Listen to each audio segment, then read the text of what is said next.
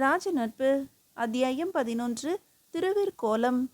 மானவர்மன் தன் தலைக்கு மேல் உயர்த்திய வேகத்திலேயே இறக்கிய குருவாள் அவன் தோளை கடந்து கீழே இறங்கும் முன்பு ஜெயமல்லன் பாய்ந்து வந்து அவன் கையை பிடித்து கொண்டு அவனை பின்னுக்கு தள்ள இருவரும் உருண்டனர். மானவர்மனின் பிடியில் சிக்கிய துறவி உடனே விலகி எழுந்து கொண்டார்.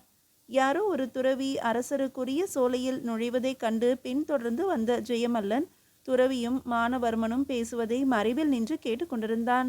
மானவர்மா, நான் தான் நரசிம்மவர்மன் என்று துறவி கூவியதை கேட்டதும் விஷயம் விபரீதம் ஆவதற்குள் பாய்ந்து சென்று குருவாளை தடுத்து மானவர்மனையும் தள்ளிவிட்டான். கீழே புரண்ட மானவர்மனுக்கு ஒன்றும் புரியவில்லை. எதிரே நிற்கும் ஜெயமல்லனையும் தம் உடலில் ஒட்டிய புழுதியையும் தட்டிவிட்டு கொண்டிருக்கும் துறவியையும் குழப்பத்துடன் பார்த்தான். ஜெயமல்லன் நெருங்கி வந்து கைலாக கொடுத்து மானவர்மனை தூக்கிவிட்டு, துறவி நம் அரசர் என்றான். மானவர்மன் துறவியை நோக்க, துறவி சடைமுடியை தனியே எடுக்க, கருமேகத்திலிருந்து வெளிப்பட்ட கதிரவன் போல மாமல்லரின் முகம் ஒளிவிட்டது.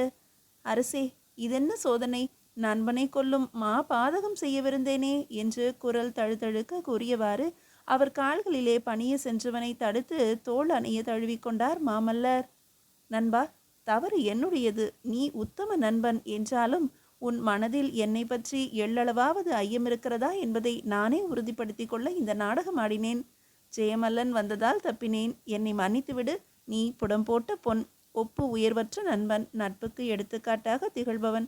நான் பெற்ற பேறுகளில் மிகவும் சிறந்தது உன்னை நண்பனாக பெற்றது. மாமல்லர் பேச பேச ஜெயமல்லன் கூனி குறுகினான். நாணி நலிந்தான். இந்த மாமல்லரை நாம் சந்தேகித்தோமே என்று வருந்தினான். 2 நாழிகைக்கு பிறகு பெருந்தேவி மாமல்லரின் மலரடிகளை கண்ணீரால் கழுவி கொண்டிருந்தாள். சோலையில் நடந்ததை ஜெயமல்லன் அவளுக்கு கூற, அரசனும் மானவர்மனும் புனிதத்தை புனிதப்படுத்தும் புண்ணிய சீலர்கள் என்பதை அறியாமல் ஆயுற்ற பிழையை கண்ணீரால் போக்கிக் கொண்டிருந்தாள் பேரரசி. தலைநகரிலிருந்து அமைச்சர் நம்பன் பேரரையர் துறைமுகப்பட்டினத்துக்கு முக்கிய ஓலையுடன் வந்திருந்தார். வாதாபிக்கு சென்ற ஒற்றர் படை தலைவன் ருத்ரன் அனுப்பிய ஓலை அது. ஓலையை மாமல்லர் படிக்கும் போதே நாமும் படித்துவிடலாம். வாதாபியின் படைப்பெருக்கம் பிரமிக்க செய்கிறது. என் வாழ்நாளில் இவ்வளவு பெரிய படையை நான் கண்டதில்லை. படை நியாயமாக இந்நேரம் பல்லவ நாட்டின் எல்லைக்குள் நுழைந்திருக்க வேண்டும். ஆனால் இலங்கைக்காக நாம் அவசரமாக படை பெருக்குவதை அறிந்த புலிகேசி பல்லவ படையுடன் மானவர்மன் இலங்கைக்கு புறப்பட்ட உடனே நாம் படையெடுப்போம் என்று கூறி படையெடுப்பை ஒத்தி வைத்திருப்பதாக அறிகிறேன். அதனால் உடனே படை கிளம்பும் என்று தோன்றவில்லை. வைரமுத்து சாளுக்கியரின் கண்காணிப்பில் இருக்கிறான். அவர்கள் அடிமை போல நடந்து கொள்கிறான். அவனை நான் நேரில் சந்திக்க இயலவில்லை. நானோ பிறரோ இங்கு வந்திருப்பதை அவன் அறிய மாட்டான். வைரமுத்துவின் மனைவியும் மகனும் வாதாபி சிறையில் இருக்கிறார்கள் என்பதும் தெரிந்து கொண்டேன். வேறு செய்தி கிடைத்ததும் உடனே அனுப்புகிறேன். புதிய ஆணை இருப்பின் தெரிவிக்க வேண்டுகிறேன். இப்படிக்கு ருத்ரன். மாமல்லர் சில கணம் யோசனையில் ஆழ்ந்தார். அமைச்சரே, ருத்ரன் அனுப்பிய ஆளிடம் இனி வாரத்துக்கு ஒரு முறை செய்தி அனுப்ப வேண்டும் என்று உத்தரவிடுங்கள். தெரிவிக்கத்தக்க செய்தி இல்லை என்றாலும் ஓலை வர வேண்டும் என்பதை சொல்லிவிடுங்கள். இந்த கணம் முதல் போர்க்கால நடவடிக்கைகளை மேற்கொள்ளுங்கள். முக்கியமாக உணவை சேமியுங்கள். அமைச்சரின் விழிகளில் அச்சமும் ஆச்சரியமும் படர்ந்தன.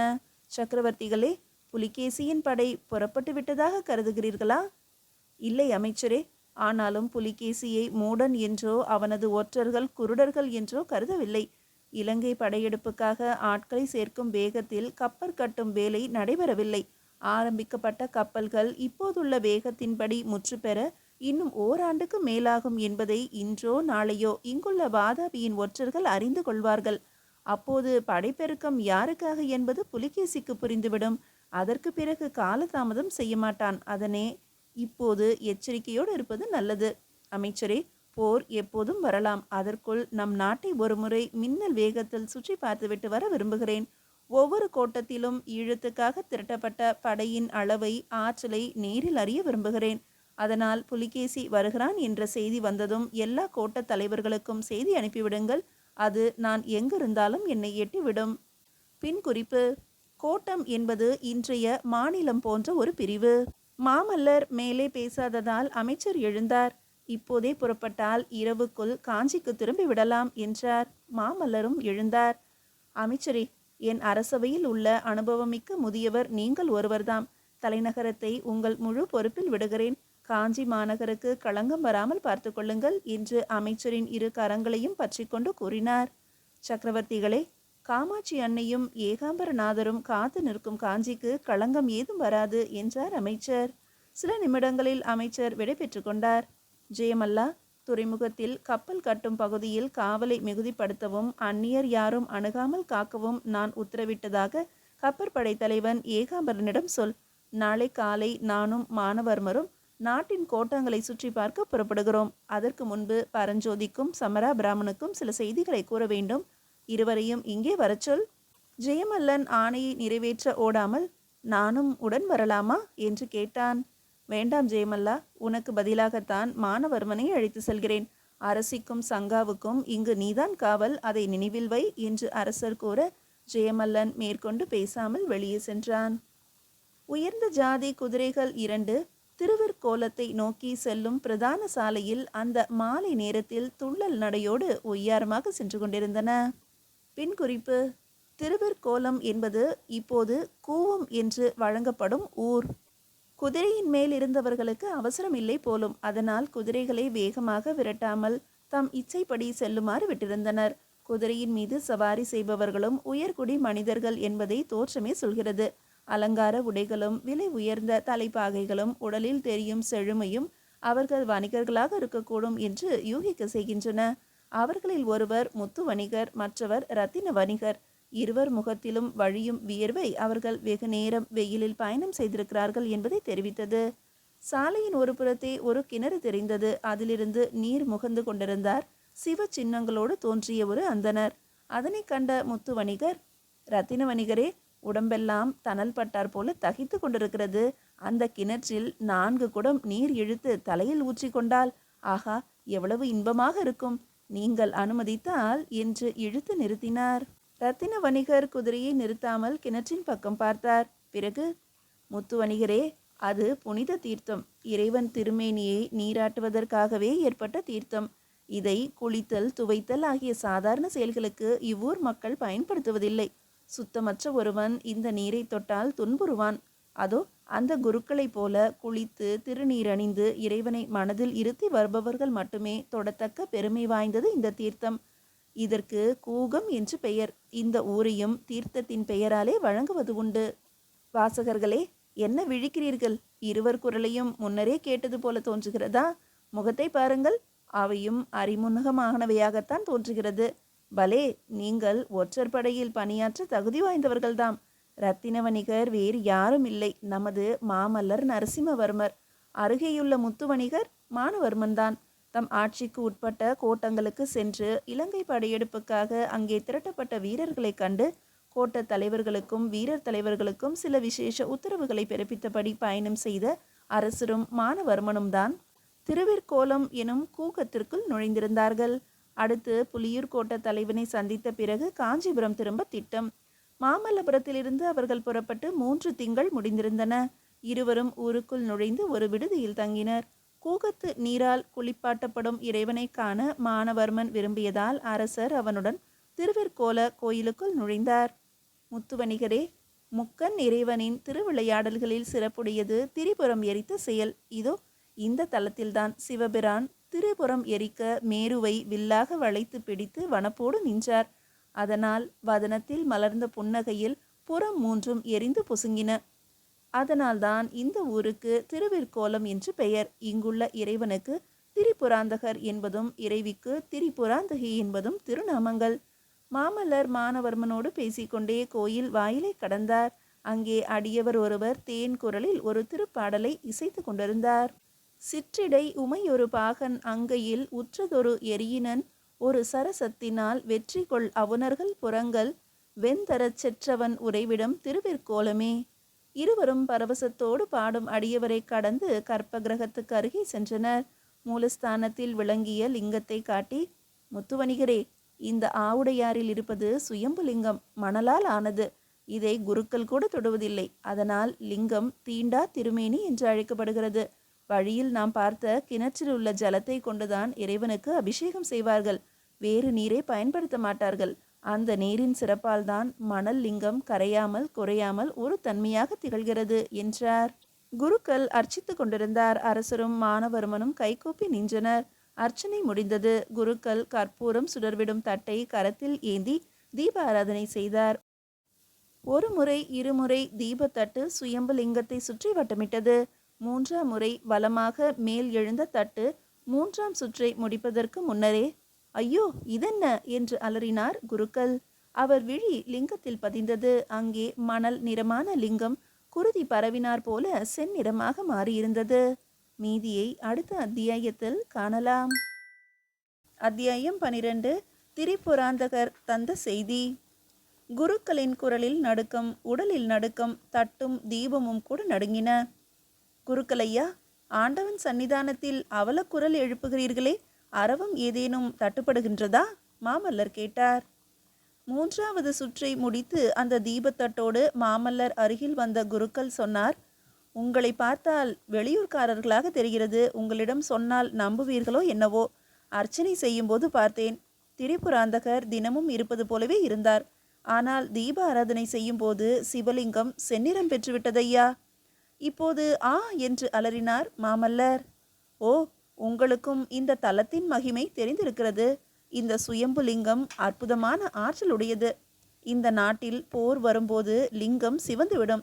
சுமார் 20 ஆண்டுகளுக்கு முன்னர் இதே போல தீப ஆராதனை செய்து கொண்டிருந்த போது லிங்கம் சிவந்தது. சில நாட்களில் புலிகேசி காஞ்சியை நெருங்கும் செய்தியும் வந்தது. இப்போது எவன் வருகிறானோ? கவலை தோய கூறினார் குருக்கள். பின் குறிப்பு: கூகத்தில் உள்ள லிங்கம் இப்போதும் போர்க்காலத்தில் செந்நிறம் எய்துகிறது என்று ஊர் பெரியவர்கள் நம்புகிறார்கள். யார் கண்டார்கள்? மகேந்திரவர்மர் காலத்தில் வந்த அதே புலிகேசி அவர் மைந்தர் காலத்திலும் வருகிறானோ என்னவோ. மகேந்திரர் மாவீரர். காஞ்சியை முற்றுகையிட்ட புலிகேசியை புள்ளலூரிலே புறமுதுகிட்டு ஓடச் செய்தார். அனுபவம் வென்றது. நரசிம்மவர்மருக்கு அவ்வளவு அனுபவம் இருக்குமா? கேட்டவர் நரசிம்மவர்மரேதான். அதை கேட்ட குருக்களின் முகமும் குங்குமமாக சிவந்தது. ஐயா, நீர் அயலூர்காரர் என்று நினைத்தேன். நீர் அயல் நாட்டார் போலும். மகேந்திரவர்மர் மாவீரர் என்றால் எங்கள் மாமல்லர் மாபெரும் வீரர். தாய் 8 அடி பாய்ந்தால் குட்டி 16 அடி பாயும் நாடு ஐயா இது. மகேந்திரவர்மர் காஞ்சிக்குள் கொஞ்சமாக பதுங்கி இருந்து பிறகு பாய்ந்தார் என்றால் அவர் மைந்தர் நேரடியாகவே பாய்வார். பதுங்குவதற்கு புகலிடம் தேடி வாதாபி புலி ஓடி போவது திண்ணம். ஐயா, இந்த திரிபுராந்தகர் திருவருளால் பெறற்கரிய பெரும் வெற்றி பெறுவார் நரசிம்மவர்மர். இதை கேட்ட மெய் சிலிர்த்த மாமல்லரின் மனம், அடே நரசிம்மா, போர்க்கருவியை தொடாத, பூஜை செய்வதை தவிர வேறு தொழிலே அறியாத கோயில் குருக்களுக்கு உன்னிடம் உள்ள நம்பிக்கையை பார்த்தாயா? தேவையானால் புலிகேசியை எதிர்த்து இந்த பூஜை தட்டையே ஆயுதமாக கொண்டு புறப்படவும் சித்தமாக இருப்பார் போலிருக்கிறதே. இந்த குருக்களின் தேசபக்தி அவரது தெய்வ பக்திக்கு எள்ளளவும் குறைந்ததல்ல. இவர்கள் எளியவர்கள், மண்ணையும் மன்னனையும் நேசிப்பதில் வலியவர்கள் என்று கூறியது. குருக்களையா, அறியாது பேசிய என்னை மன்னித்து விடுங்கள். நரசிம்மவர்மர் 16 அடி அல்ல, 16 100,000 அடியும் பாய்வார். அதற்கு காரணம் உங்களை போன்றவர்கள் அவரிடம் கொண்ட நம்பிக்கை. யானைக்கு தும்பிக்கையை போல மனிதனுக்கு நம்பிக்கைதான் மூலபலம். உங்கள் நம்பிக்கை நரசிம்மரை திரிபுராந்தகர் ஆக்கும். சாளுக்கியர்களை அவுணர்களைப் போல அழிவார்கள் என்று கூறி குருக்களை கையெடுத்து கும்பிட்டார் மாமல்லர். சட்டென்று விலகி கொண்ட அந்தனர், அடியேனை தொழ வேண்டாம் ஐயா, ஆண்டவனை தொழுங்கள். திரிபுரம் எரித்த விரிசடை பெருமானை பணியுங்கள். அவர் அல்லல் நீக்கி ஆனந்த வெள்ளத்தில் ஆழ்த்துவார் என்று அடக்கத்தோடு கூறினார். மாமல்லர் இறைவனை தொழ அதுவரை அங்கே நிகழ்ந்த பேச்சை கேட்டு மந்திரத்தால் கட்டுண்டது போல திகைப்புற்று நின்ற மானவர்மனும் இறைவனை தொழுதான். குருக்கள் அளித்த திருநீற்றை இருவரும் அணிந்து கொண்டனர். குருக்களையா, மூர்த்தியின் முகம் சிவந்ததை நன்றாக பார்க்க ஆசை, கொஞ்சம் காட்டுகிறீர்களா? மாமல்லர் கேட்டதும் பூஜை தட்டில் பெரிய கற்பூர துண்டம் வைத்து கொளுத்தி சுயம்பு லிங்கத்தின் அருகே பிடித்தார். தீப ஆராதனையை மிக மெதுவாக செய்தார். மணல் நிறத்தில் இருக்க வேண்டிய சிவலிங்கம் சிவந்திருப்பது தீப ஒளியில் நன்றாக தெரிந்தது. புறப்பட கிளம்பிய மாமல்லர் நின்று திரும்பி ஒரு கேள்வி கேட்டார். குருக்களே, போர் வரும்போது லிங்கம் சிவக்கிறது, போர் வரப்போகிறது என்ற நிலையிலும் லிங்கம் சிவக்குமா? இல்லை ஐயா, வரப்போகும் போரை அறிவிக்க லிங்கம் சிவப்பதில்லை. லிங்கம் சிவந்தால் போர் வந்துவிட்டது என்று பொருள். மாமல்லரின் முகத்தில் கவலை மின்னலாக தோன்றி மறைந்தது. நன்றி குருக்களே. மாமல்லர் திருவிழற்கோள கோயிலிருந்து தெருவுக்கு வந்தார். தொடர்ந்து வந்த மானவர்மன், அரசே, போர் வந்துவிட்டதா? புலிகேசி நமது நாட்டில் புகுந்து விட்டானா என்ன என்று கேட்டான். போட்ட வேடத்தை பதற்றத்தில் மறந்து போகும் அரசியல் பணியாளர்கள் இருந்தால் புலிகேசி என்ன, எலிகேசி கூட படையெடுத்து வருவான் என்று மாமல்லர் மெல்லிய குரலில் எள்ளிய குரலில் கூறிய பிறகுதான் ரத்தின வணிகரை அரசே என்று அழைத்த தவறை நினைத்து வருந்தினான் மானவர்மன். இத்தகைய சிறு தவறால் கூட ஒரு தேசம் பறிபோகலாம் என்பது தெரிந்திருந்தும் இப்படி செய்துவிட்டோமே என்று நினைத்தபோது போர் வந்துவிட்டது என்ற செய்தியை கேட்டும் சிறிதளவும் பதறாத மாமல்லரின் திட சித்தத்தை கண்டு வியந்தான். மன்னர் மகனாக பிறந்தவரெல்லாம் மாமல்லராக முடியாது என்று தனக்குள்ளே கூறிக்கொண்டான். சரி சரி முத்து வணிகரே, உடனே புறப்பட வேண்டும். காஞ்சியை அடைந்த பிறகுதான் உணவு, ஓய்வு, உறக்கம் எல்லாம். ரத்தின வணிகரே, சித்தப்படி செய்வோம் என்ற மானவர்மன் குரலை இறக்கி, புலிகேசியின் படை நம் நாட்டில் புகுந்து விட்டதா? புகுந்தது என்றால் ஏன் உங்களுக்கு இன்னும் செய்தி வரவில்லை? திரிபுராந்தகர் தரும் செய்தி தவறாக இருக்காது. புலிகேசி வந்துவிட்டான் என்றே நானும் நம்புகிறேன். அவனுக்கு வரவேற்பு வழங்க வேண்டாமா? விரைந்து செல்வோம் என்று மாமல்லர் சொன்னபோது அவர் முகத்தில் அரும்பிய குறுநகை திரிபுரத்தை எதிர்த்து திருவிற்கோலத்தில் நின்ற சிவபெருமானின் இதழில் தோன்றிய புன்னகை போலவே தெரிந்தது மானவர்மனுக்கு. என்ன சொல்கிறீர்கள் அமைச்சரே? புலிகேசியின் படை நமது நாட்டில் நுழைந்து விட்டதாக செய்தி வரவில்லையா? அரசர் ஆச்சரியத்துடன் கேட்டார். அவர் கேள்வியை கேட்டு அதைவிட ஆச்சரியமடைந்தார் அமைச்சர் நம்பன் பேரறையர். இல்லை அரசே, 2 தினங்களுக்கு முன்னர் கூட ருத்ரன் அனுப்பிய ஓலை வந்தது. அதில் சிறப்பு செய்தி எதுவும் இல்லை என்று இருந்தது. உள்நாட்டு ஒற்றர்களும் போர் செய்தி ஏதும் கொண்டு வரவில்லை. படையெடுப்பு நிகழ்ந்து விட்டதாக தங்களுக்கு தவறான செய்தியை சொன்னவர் யார்? செய்தியை சொன்னவர் திருவிற்கோலத்து திரிபுராந்தகர். அவர் எப்போதும் தவறான செய்தியை தருவதில்லை. மாமல்லரின் பதில் அமைச்சருக்கு உடனடியாக புரியவில்லை. அருகே இருந்த மானவர்மன் நேற்று திருவிற்கோலத்தில் நடந்ததை கூறினான். அமைச்சரே, நான் திரிபுராந்தகரை நம்புகிறேன். பல்லவ நாட்டின் எல்லைக்குள் புலிகேசியின் படை புகுந்து விட்டது என்று திடமாக நம்புகிறேன். ருத்ரன் அனுப்பிய செய்தியில் ஏதோ தவறு இருக்கிறது. முன்னெச்சரிக்கையோடு இருப்பதால் தீமை இல்லை. ஒவ்வொரு கோட்ட தலைவனுக்கும் உடனே போர் தொடங்கிவிட்டது என்று செய்தி அனுப்புங்கள். இச்செய்தி கிடைத்ததும் என்ன செய்ய வேண்டும் என்பது அவர்களுக்கு தெரியும். பரஞ்சோதியையும் சமரா பிராமணையும் மாமல்லபுரத்திலிருந்து தலைநகருக்கு திரும்பச் சொல்லுங்கள். அரசியையும் மானவர்மன் தேவியையும் அழைத்து வரும்படி ஜெயமல்லனுக்கு செய்தி அனுப்புங்கள். சாளுவன் குப்பத்தில் பயிற்சி பெற்று வரும் ஈழத்து படையுடன் அபயனையும் இங்கே வர சொல்லுங்கள். போர்க்கால சட்ட திட்டங்களை இந்த கணம் முதல் அமல்படுத்துங்கள். மாமல்லர் சரமாரியாக ஆணைகளை பிறப்பித்தார். அவற்றை கேட்டுக்கொண்டிருந்த அமைச்சருக்கு சிவலிங்கம் சிவப்பதை கொண்டே இவ்வளவு ஏற்பாடுகள் செய்வதா என்ற சந்தேகம் இருந்தது. திரிபுராந்தகர் தந்த செய்தி தவறாகி புலிகேசி வாதாபியை விட்டே புறப்படவில்லை என்றாகிவிட்டால் பல்லவ நாட்டு மக்கள் நம்மை பைத்தியக்காரர்கள் என்று நினைக்க மாட்டார்களா என்று நினைத்தார்.